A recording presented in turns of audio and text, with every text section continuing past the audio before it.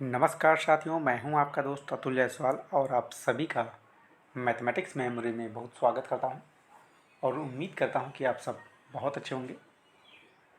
तो चर्चा चल रही थी कंपाउंड इंटरेस्ट के सवालों पर।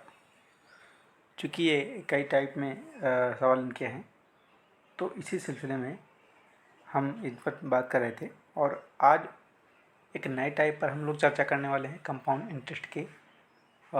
ऐसे क्वेश्चंस, ऐसे सवाल जिनमें दो समयों का मिश्रधन ज्ञात हो, उन पर आज हम चर्चा करने वाले हैं। तो आइए सेशन की शुरुआत करते हैं और आज का लेते हैं अपना पहला सवाल कंपाउंड इंटरेस्ट पर आधारित। तो सवाल आपके सामने है और सवाल को हल करने से पहले मैं कुछ बेसिक आपसे पुरानी बातों पर चर्चा करना चाहता हूँ। मैंने आपको बताया था कि जैसे 1000 रुपये है और 3 वर्ष के लिए किसी व्यक्ति ने ऋण लिए, ठीक है, उधार लिए 10% प्रतिवर्ष ब्याज की, चक्रवृद्धि ब्याज की दर से, ठीक है। तो क्या सिस्टम, क्या प्रोसेस होता था, उसको मैं दोबारा से रिपीट करना चाहता हूँ कि 1000 रुपये पर अगर 3 वर्ष का हम लोग देखें, ठीक है, तो 10% ब्याज लगाएं। पहले हम बिल्कुल सी आसान भाषा में मैं आपको समझाने वाला हूँ। ये तो 100 रुपये लगे पहले वर्ष, तो हम कहेंगे कि भैया 1000 रुपये में 100 रुपये जुड़ गए, ठीक है। तो ये हो गया हमारा 1100 रुपये, ठीक है। अब दूसरे जो वर्ष है उसमें हम क्या करते थे कि मैंने आपसे कहा था कि दूसरे वर्ष का जो मूलधन होगा वो ये ना हो करके ये पहले वर्ष में प्राप्त जो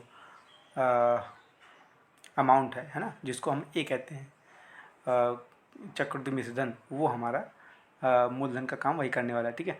तो अब हम 1100 रुपये पर 10% निकालेंगे, ठीक है। तो ये आएगा 110 रुपये।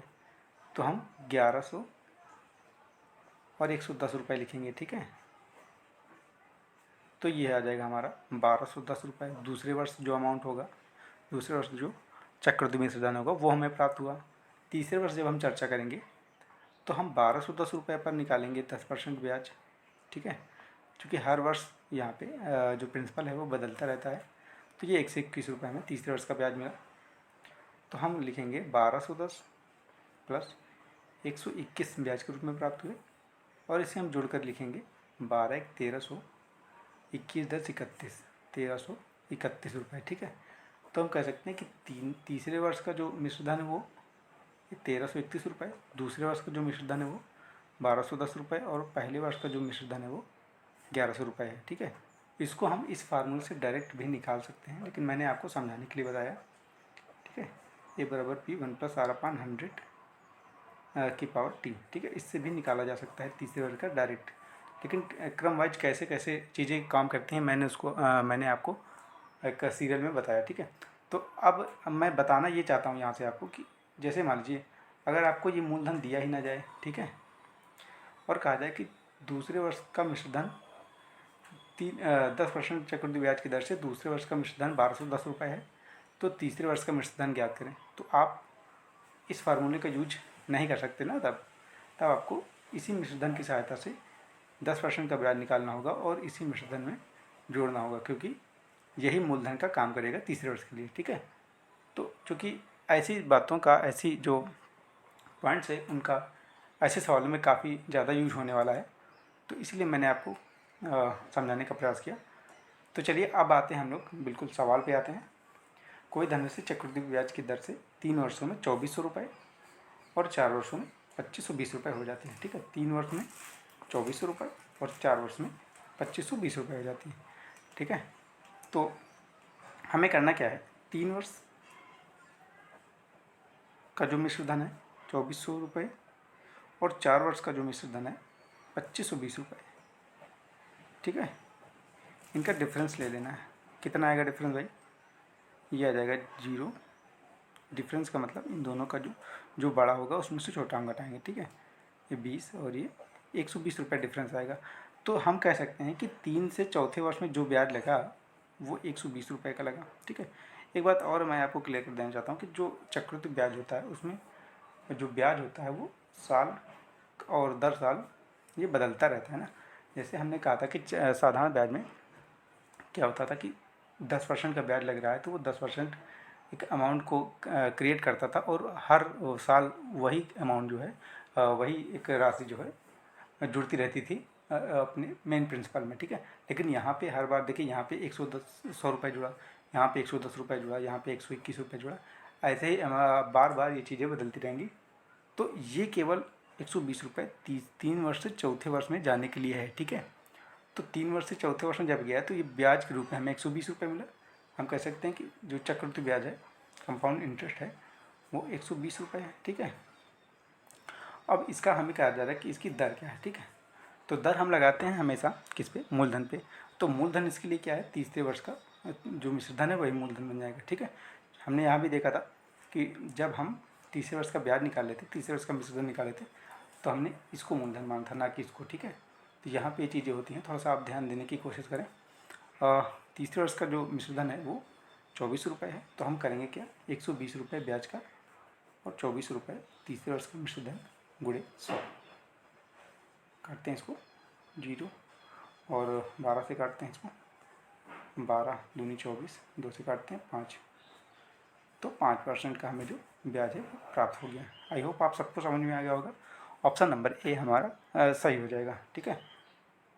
एक ये तो था एक वे जिससे आप सवाल को लगा सकते हैं, लेकिन फिर भी अगर आपको कुछ भी ना समझ में आ रहा हो तो मैंने आपको एक फार्मूला बताया था ये वाला, ठीक है, कि पूरे पाठ्यक्रम में, पूरे सिलेबस में, चक्रवृद्धि ब्याज के पूरे सिलेबस में इस फार्मूले को आप पकड़ के रखिए, इन्हीं से सारे काम होने वाले हैं, ठीक है।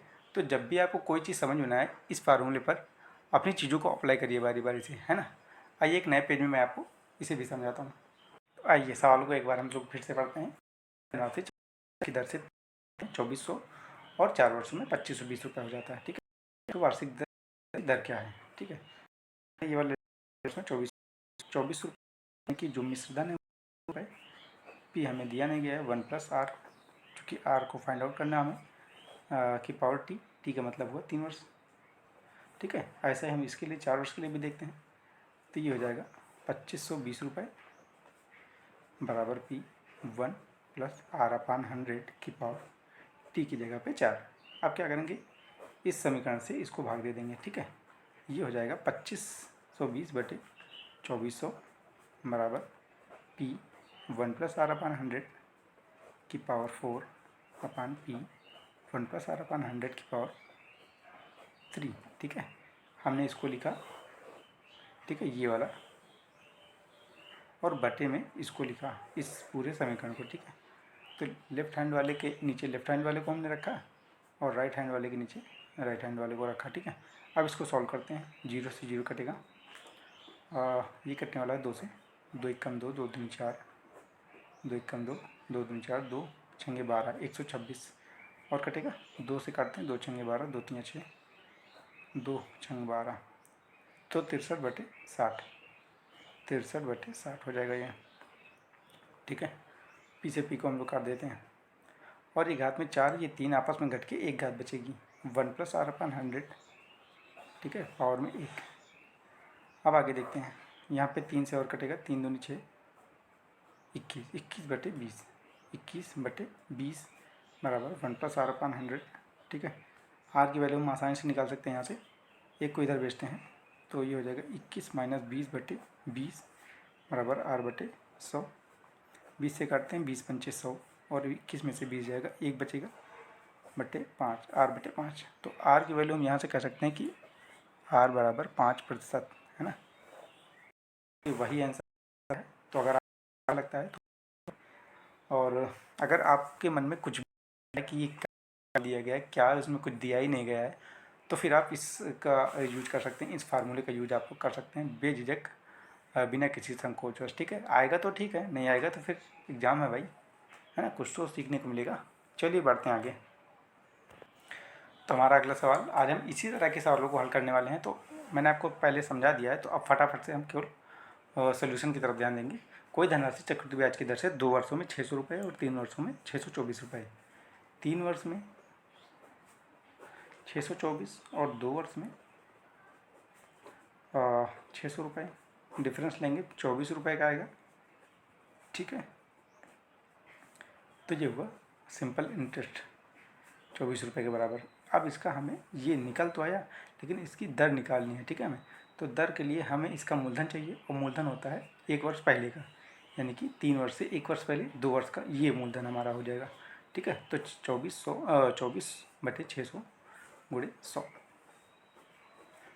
6 से काटते हैं, 6 चौको 24, तो ये हो जाएगा 4%, ठीक है। तो हमारा जो आंसर होगा वो बी ऑप्शन सही हो जाएगा। चलिए लेते हैं अपना अगला सवाल। तो ये हमारा अगला सवाल है, और इसको हम अपने एक फार्मूले से करके देखते हैं, ठीक है। तो हमने लिया a बराबर p 1 + r/100 की पावर t, ठीक है, ये हमने लिया।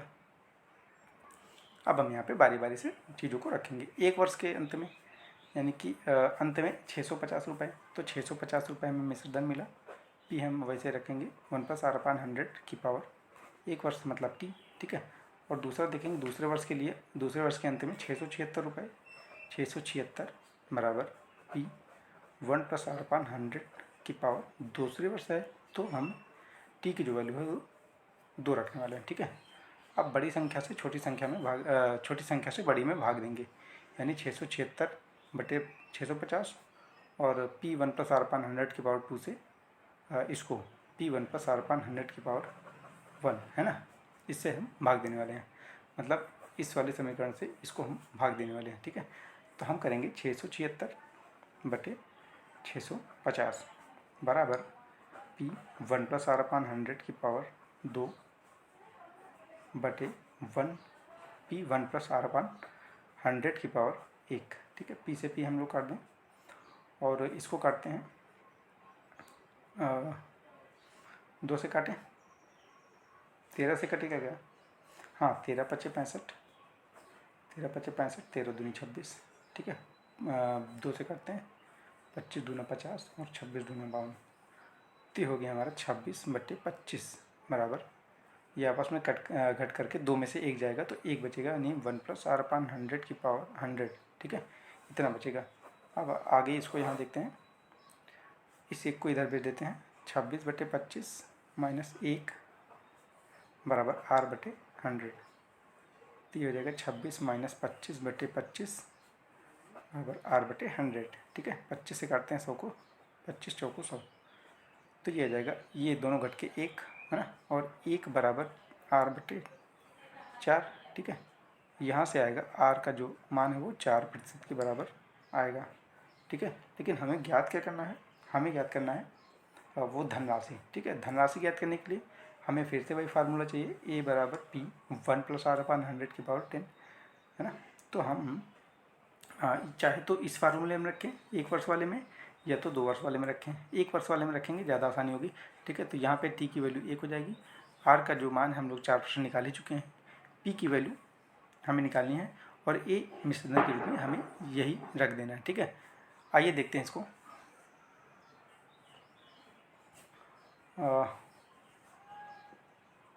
ये हो जाएगा 650 बराबर p 1 + 4/100, ठीक है, पावर में 1। और इसको सॉल्व करें, 4 से काट देते हैं 100 को, 25 चौको 100, तो 650 बराबर p, ये हो जाएगा 25 × 1 = 26, 26/25, 13 से काटते, 13 दूनी 26 और 13 × 5 = 65, ठीक है। 2 से काटते हैं 25, तो p बराबर हो जाएगा 25, और ये वाला 25 उधर जाएगा, गुणे 25, जो कि बराबर होता है 625, 25 का वर्ग 25, तो 625 रुपये हमारा आ जाएगा। ऑप्शन नंबर डी हमारा सही हो जाएगा। सबको समझ में आ गया होगा। तो चलिए लेते हैं अपना अगला सवाल।